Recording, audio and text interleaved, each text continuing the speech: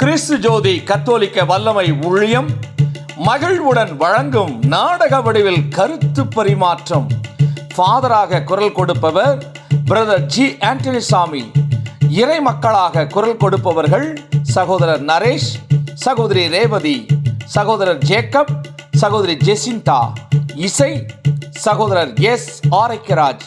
கேட்டு ஆண்டவருடைய ஆசீர்வாதத்தை பெற்று பயன்பெறுங்கள்.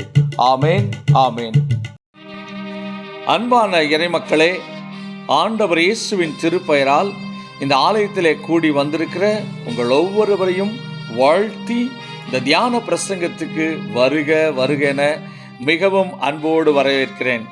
எல்லாரும் எப்படி இருக்கீங்க? நல்லா இருக்கீங்களா? நான் நல்லா இருக்கேன். உங்களை சந்திப்பதில் எனக்கு மிகவும் மகிழ்ச்சி. இன்றைக்கு காலையில் எல்லாரும் சாப்பிட்டு வந்தீங்களா, சாப்பிடாம வந்தீங்களா?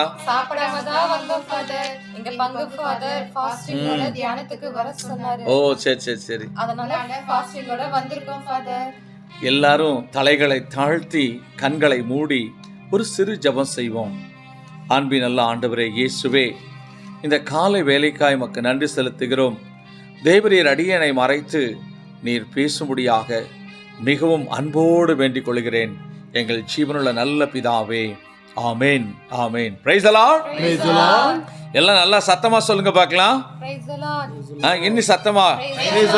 இயேசுவுக்கே புகழ், இயேசுவுக்கே நன்றி, மரியே வாழ்க. இன்னொரு தடவை சத்தமா சொல்லுங்க. இயேசுவுக்கே புகழ், இயேசுவுக்கே நன்றி, மரியே வாழ்க. இது அப்படியே பாட்டா பாடலாமா? இயேசுவுக்கே புகழ், இயேசுவுக்கே நன்றி, மரியே வாழ்க. இயேசுவுக்கே புகழ், இயேசுவுக்கே நன்றி, மரியே வாழ்க. எல்லாரும் நற்கருணை ஆண்டவருக்கு ஜோரா ஒரு கை தட்டுங்க பார்க்கலாம். அப்படிதான். 2 கரங்களை உயர்த்தி அல்லேலூயா அல்லேலூயான்னு சொல்லுங்க. நற்கருணை ஆண்டவரே நீர் வாழ்க என்று சொல்லுங்க. நற்கருணை ஆண்டவரே வாழ்கன்னு சொல்லுங்க. Okay okay. எல்லாரும் பக்கத்தில் இருக்கிறவங்களுக்கு கை கொடுத்து நல்லா இருக்கீங்களான்னு கேளுங்க. Very good, very good. இந்த நாளிலும் ஆண்டவர் நமக்கு கொடுக்கிற ஒரு தலைப்பு மனமாற்றம். என் அன்பு சகோதர சகோதரிகளே, பல ஆண்டுகளாக நாம் தவக்காலத்தை சந்தித்து வருகிறோம். ஆனால் இன்னும் நம் வாழ்வில் ஒரு மாற்றம் வரவில்லை. வாழ்க்கையிலே ஒரு மனமாற்றம் வர வேண்டும் என்று ஆண்டவர் இயேசு விரும்புகிறார். நாம் பிறரை மன்னிக்காமல் இருந்தால் இந்த தவக்காலத்தில் அவர்களை மன்னித்து ஏற்றுக்கொள்ள வேண்டும். இதுவரை நம் வாழ்வில் ஜெபிக்காமல் இருந்தால் காலையில் எழுந்து ஜெபிக்கிற பழக்கத்துக்கு நாம் வர வேண்டும்.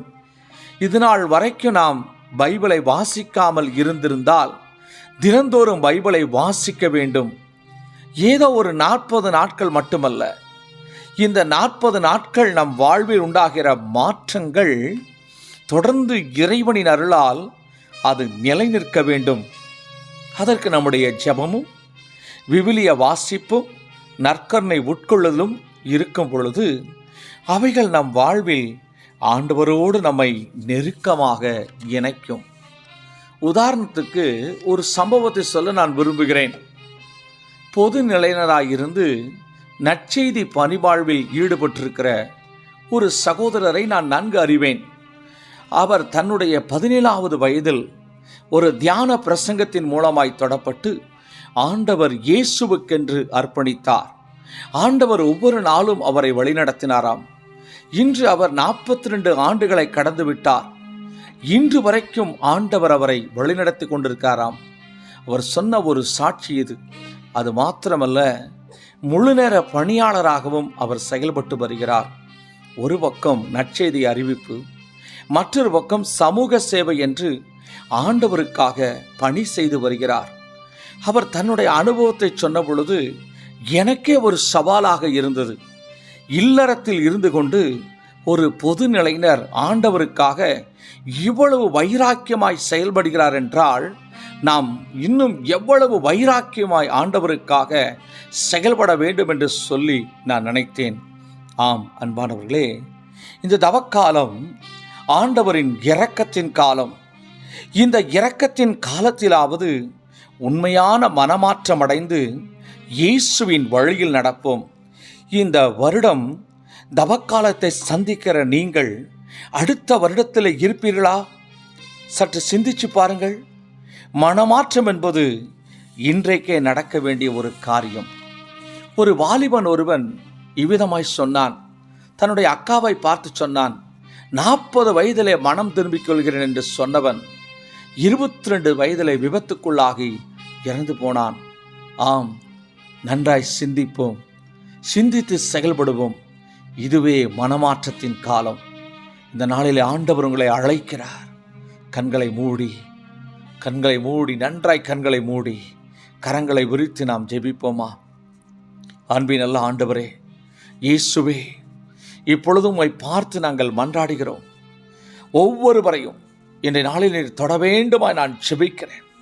ஒவ்வொருடைய வாழ்க்கையில் ஒரு மனமாற்றத்தை நீர் உண்டு பண்ணுவீராக. ஒவ்வொருடைய வாழ்க்கையிலும் ஒரு திருப்புமுனையை உண்டு பண்ணுவீராக. இன்றைக்கு ஒரு மனமாற்றம் உண்டாகட்டும் என்று இயேசு கிறிஸ்துவின் திருநாமத்திலே ஜெபிக்கிறோம் எங்கள் ஜீவனுள்ள நல்ல பிதாவே. Amen, amen. Praise the lord. இயேசுவுக்கே புகழ், இயேசுவுக்கே நன்றி. மரியே வாழ்க.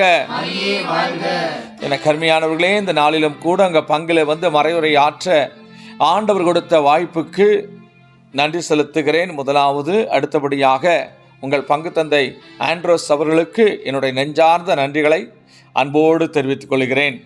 கரங்களை தட்டி உற்சாகமாய் நம்முடைய நன்றிகளை அவருக்கு தெரிவிப்போம். Thank you father, thank you.